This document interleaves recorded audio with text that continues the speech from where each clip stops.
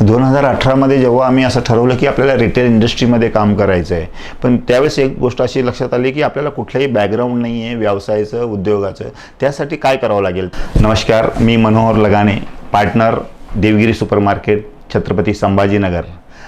गेल्या 5 वर्षापासून आम्ही देवगिरी सुपरमार्केट नावानं 3 सुपरमार्केट्सची चेन आम्ही इथं चालवतो आहेत. रिटेलरला एक प्रकारचे चॅलेंज असतं की आपला फुटफॉल कसा वाढायचा, नवीन कस्टमर कसा जोडला गेला पाहिजे आणि कस्टमरला सगळ्या गोष्टीची अवेलेबिलिटी कशी झाली पाहिजे. मोठं जर सुपरमार्केट चालवायचं असेल, या ठिकाणी आपल्याला एक चांगल्या सॉफ्टवेअरची गरज आहे.